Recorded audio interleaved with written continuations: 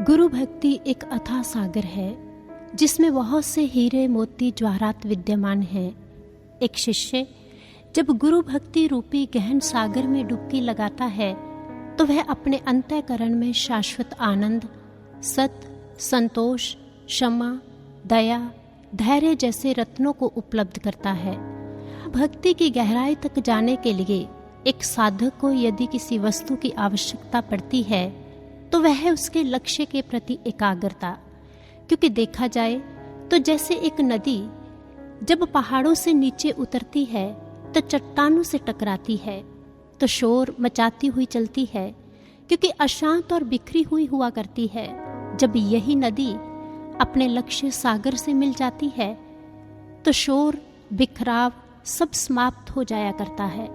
ठीक यही स्थिति भी हमारे मन की हुआ करती है। जब वह अपने लक्ष्य की ओर बढ़ता है, अपितु जब वह अपने लक्ष्य की ओर स्थिर हो जाता है तो सफलता उसके हाथ लगती है, क्योंकि एकाग्रता सफलता का प्राण है।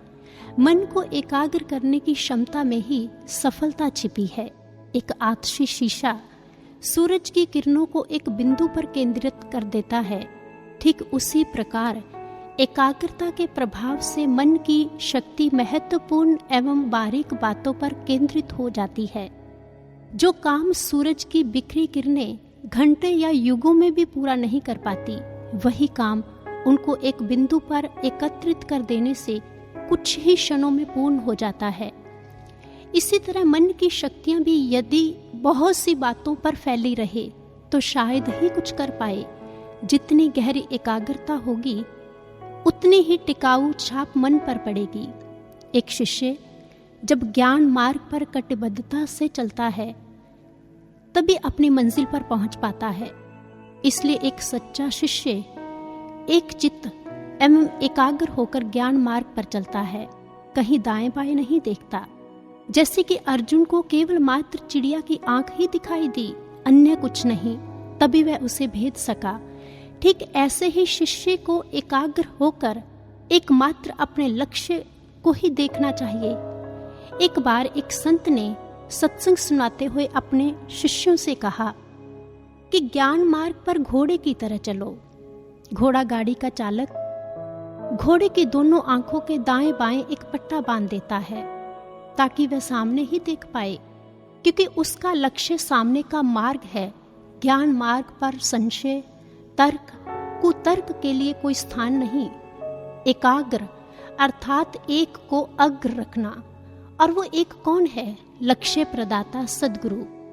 शास्त्रों में दत्तात्रेय जी का नाम आता है। एक दिन वे अपने रास्ते से गुजर रहे थे।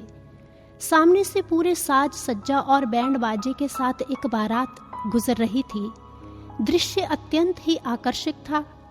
मार्ग से गुजरते हुए लोग बारात को देखकर मोहित हो रहे थे, लेकिन वहीं उसी सड़क के किनारे झाड़ियों की ओर तीर साधे एक शिकारी खड़ा हुआ था। उसकी दृष्टि एकटक अपने शिकार की ओर थी। ना तो बारात की चकाचौंध ने उसका ध्यान बांटा और ना ही उसके हंसी ठट्ठे और शोर शराबे ने। शिकारी ने एक पल के लिए मुड़कर उस बारात को नहीं देखा। एक चित्त होकर वह अपने लक्ष्य पर डटा रहा।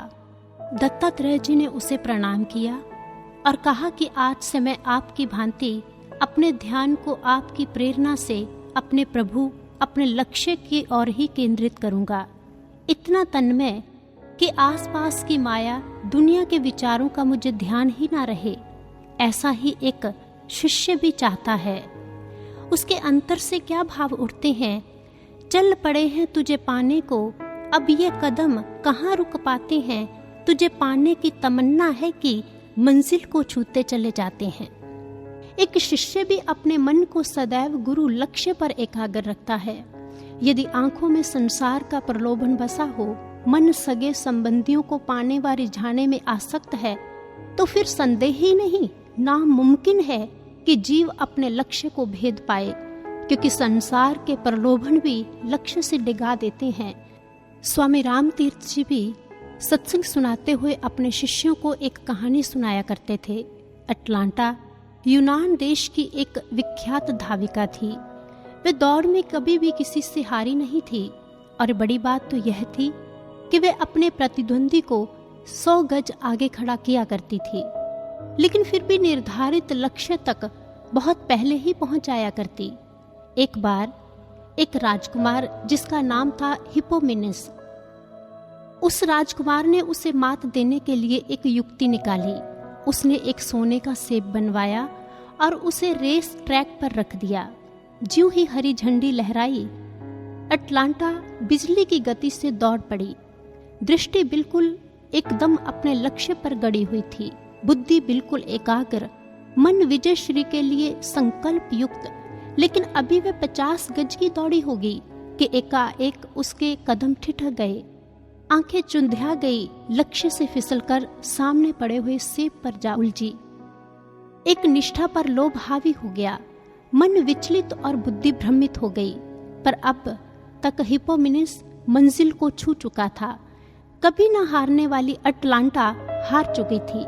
रामतीर्थ जी ने समझाया कि ऐसे एक नहीं, अनेकों स्वर्ण सेब अध्यात्म के पथ पर बिछे हुए हैं। इन प्रलोभनों की चमक में शिष्यों की आंखें अक्सर चुंधिया जाती हैं, कदम थमते हैं इन्हें प्राप्त करने के लिए और नीचे झुकते हैं। कई बार इतना नीचे झुक जाते हैं कि पथ से ही गिर जाते हैं। लेकिन एक सच्चा शिष्य वह होता है जो संसार के समस्त प्रलोभनों के बीच भी गुरु का चुनाव करता है, और वह उसी पर ही एकाग्र होकर चलता है। मात्र स्वयं ही नहीं चलता, अपितु औरों को भी साथ चलाता है। इसलिए वे कहता है, तुम पर ही दृष्टि टिकाकर मैं हूं बना सत्य का व्रतधारी। सुनो सत्य के पालक, तुम हर लो मन की दुविधा सारी। दो शक्ति इन हाथों को मैं धर्म ध्वजा संभाल सकूं। कृपा करो मैं इस व्रत को अपने चरित्र में ढाल सकूं। श्री सद्गुरुदेव महाराज जी की जय।